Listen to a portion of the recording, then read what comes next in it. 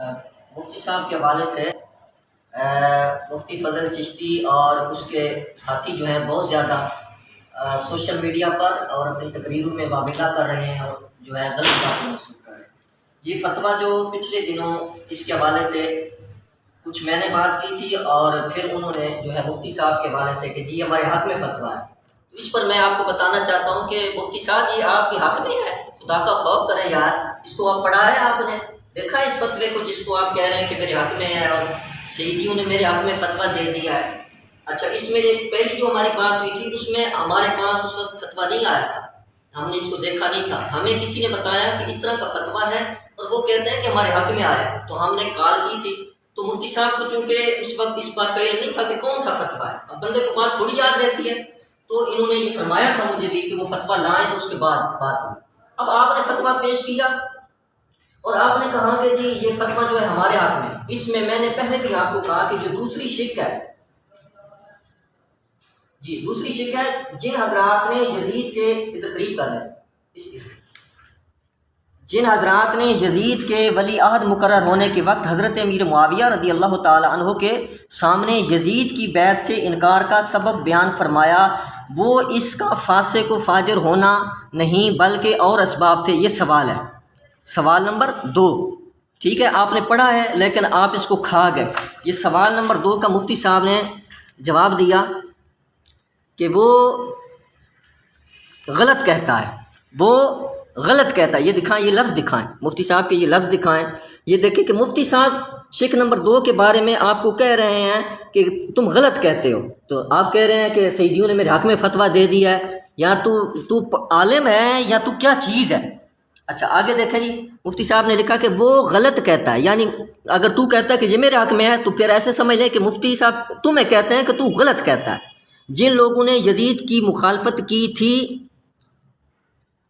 جیسا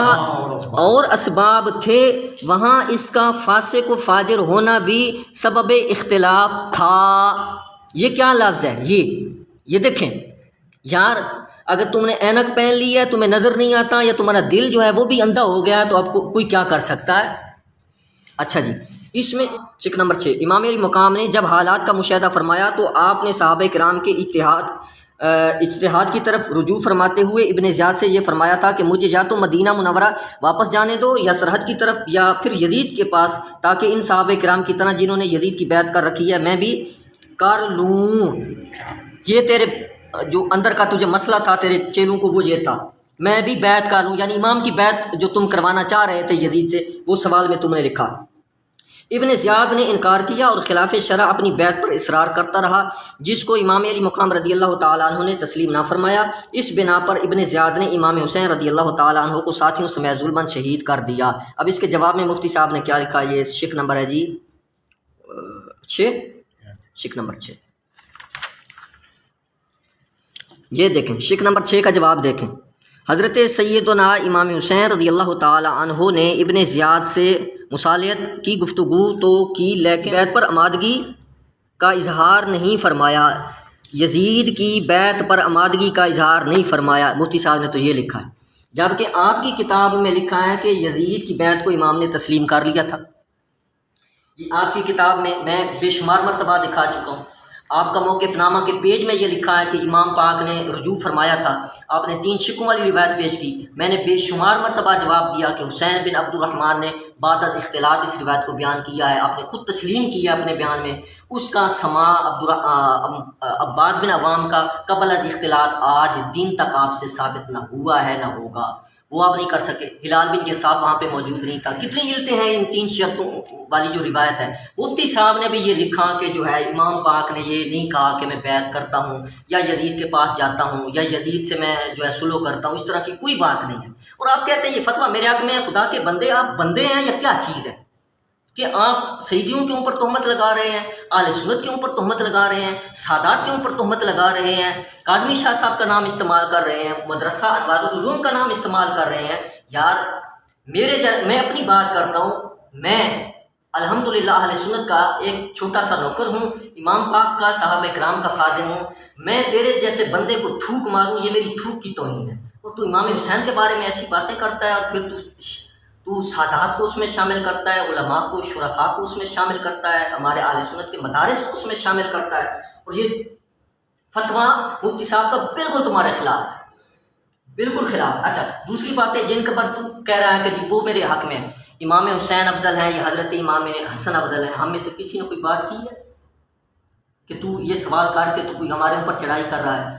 ہم بھی یہ کہتے ہیں امام حسن افضل ہیں، ہم نے کب کہا؟ ہمارا کوئی بیان ہے آپ کے پاس؟ اس میں ایک اور بات کہ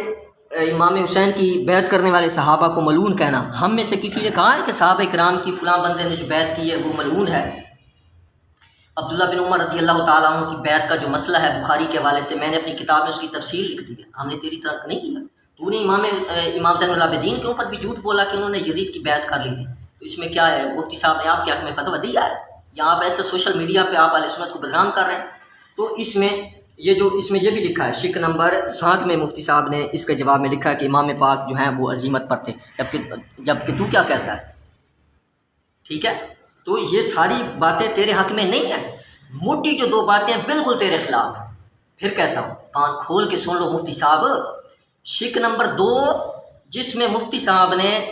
یزید کے بارے میں لکھا ہے کہ اس کا فاسق فاجر ہونا بھی سبب تھا، ٹھیک ہے، فتوے میں بھی پڑھ لیں، غور سے پڑھ لیں، ٹھیک ہے۔ اور مفتی صاحب نے آپ کو، اگر آپ کہتے ہیں کہ میرے بارے میں فتویٰ ہے، تو مفتی صاحب نے آپ کو یہ واضح لکھا ہے کہ وہ غلط کہتا ہے، ٹھیک ہے۔ اور پھر اس کے بعد جو شک نمبر 6 ہے، شک نمبر 6 کے اندر بھی مفتی صاحب نے واضح لکھا ہے کہ امام پاک نے یزید کی بیعت نہیں کی، جبکہ تم تو سکھے کی کہ جلسے میں کہہ کے آئے ہو کہ میرا دعویٰ ہے کہ امام حسین نے یزید کی بیعت کی ہے۔ اب شرم نہیں آتی؟ اور آپ نے اپنے بیان میں کہا ہے، ہمارے پاس ریکارڈنگ موجود ہے، آپ نے کہا مجھے اللہ کی طرف سے اشارے ہوتے ہیں یزید جنتی ہے، آج دن تک آپ نے بیان نہیں دیا کہ یہ مجھ سے غلطی ہوئی ہے، میں توبہ کر چکا ہوں، میں رجوع کر چکا ہوں۔ کیوں؟ اب ایک یزید کے مسئلے پر مناظرہ کرنے کے لیے آپ یہاں ملتان میں آ گئے، ایئرپورٹ پہ آ گئے، اگر آپ کے باپ کی بات ہوتی آپ کبھی مناظرہ کے لیے نہ آتے، اتنا آپ غصہ نہ کرتے، یزید کے لیے اتنا غصہ کر گئے ہو، رشتہ دار ہے آپ کا، آپ کیوں وکالت کرتے ہیں اس کی؟ میں پھر یہی عرض کروں گا مفتی صاحب کی موجودگی میں کہ یہ فتوے کی 2 شقیں آپ کے حقیقی موقف کے بالکل خلاف، یہ فتویٰ آپ کے خلاف ہے، آپ جو مرضی شور مچاتے رہیں، باقی چیزیں جو ہیں وہ بھی بیان ہو گئی ہیں۔ تو اللہ پاک مفتی صاحب کے اوپر میں اللہ پاک برکت دے، اللہ آپ نے ہمیں وقت دیا الحمدللہ، اور آپ کی خدمات میں اللہ پاک آپ کو سلامت رکھے، اور اللہ پاک آپ کو